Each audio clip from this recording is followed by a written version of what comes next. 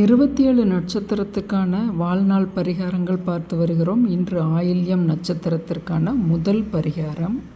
நீங்கள் தேர்ந்தெடுக்கிற கிழமை வெள்ளிக்கிழமை பிற்பொழுதில், அதாவது சூரியன் மறைஞ்சதுக்கப்புறம் 6 மணிக்கு மேலே ஒரு கண்ணாடி, முகம் பார்க்கும் கண்ணாடி, அது உங்களுடைய பார்த்திங்கன்னா உங்களோட முகம் முழுசாக அந்த கண்ணாடியில் பிம்பம் தெரியணும். உங்களுக்கு பிடிச்ச விதத்தில், அது ரவுண்டு சைஸோ சதுரமோ அப்படி உங்களுக்கு பிடிச்ச வடிவத்தில் நீங்கள் வாங்கிக்கிறீங்க. அதை ஒரு நீங்கள் வயசானவங்களாக இருக்கீங்க, சேரில் உட்காந்துருக்கீங்கன்னா அந்த கண்ணாடியை டேபிளில் வச்சுக்கோங்க. இல்லை கீழேயே தான் உங்களால் சம்மணம் போட்டு உட்கார முடியும்னா உங்களோட மடியில் வச்சுக்கோங்க. அப்படி 2 கையில் ஏந்திக்கிங்க. அந்த கண்ணாடி சின்ன கண்ணாடி தானே, அது பின்பக்கம் எப்படி வேணாலும் இருக்கலாம். அதாவது பிளாஸ்டிக் போட்டு கவர் பண்ணியிருக்கலாம், அலுமினியம் பேஸ் போட்டிருக்கலாம். அதை பற்றியெல்லாம் ஒன்றும் இல்லை. கண்ணாடி முகத்தை பார்க்குறதுக்கு முன்னாடி உங்களோட கோரிக்கைகள் என்ன, அதோடு போய் உக்காடுறீங்க. அந்த கோரிக்கையை உங்களோட முகத்தை பார்த்து கண்ணாடிக்கிட்ட நீங்கள் சொல்கிறீங்க. அது மனசுள்ளையே சொல்லலாம். சொல்லிவிட்டு 1 நிமிடம் மட்டும் கண்ணாடியை பார்த்து புன்னகை பூத்தவாறே கண்ணாடிக்கிட்ட ஒரே நிமிஷம் மட்டும் பார்க்குறீங்க.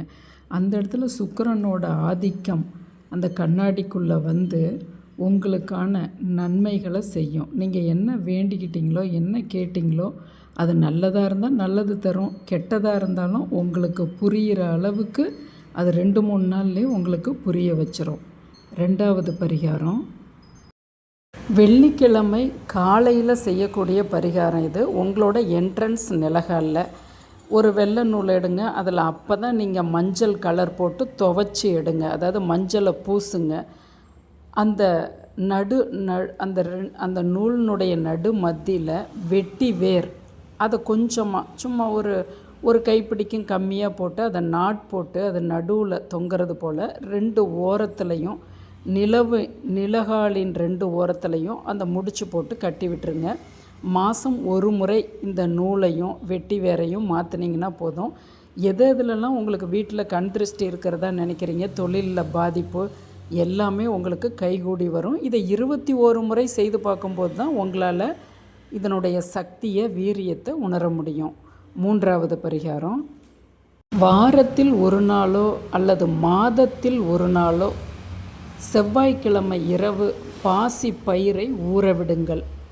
8 மணி நேரம் ஊறிய பிற்பாடு புதன்கிழமை அந்த பாசி பயிரோடு கொஞ்சம் அரிசியை, ஒரு அரை மணி நேரம் பச்சரிசியை ஊற வைத்து அதையும் ஊறின பாசிப்பயிரோடு கலந்து அதை காகங்களுக்கு, நீங்கள் மற்ற எந்த உயிரினங்களுக்குமே தரலாம். இருக்கும் இடங்களில் எங்கு வேணாலும் தெளித்து விடும்போது ஒரு கை விட்டால் போதும். அது உங்களுக்கு நாக தோஷத்தையும் தீர்க்கும், அதோடு பித்ரு தோஷத்தையும், முன்னோர்கள் தோஷத்தையும் தீர்க்கும். இது உங்களுக்கு மாதத்தில் எந்த புதன்கிழமை உங்களுக்கு வசதியாக இருக்கோ அதை நீங்கள் செய்து வரலாம். தொடர்ந்து 21 முறை இதை செய்யும்போது உங்களுக்கு நல்ல பலன் கிடைக்கும். அதாவது நீங்களே உணர்வீங்க. 27 நட்சத்திரத்துக்குமான சிறந்த பலன்களை நான் கொடுத்துக்கிட்டு இருக்கேன். உங்களோட உற்றார் உறவினர்கள் யாருக்குமே, எந்த நட்சத்திரக்காரங்களோ அவங்களுக்கு நம்மளோட பதிவுகளை தேடி பிடிச்சு அனுப்புங்க. ஓம் நம சிவாய.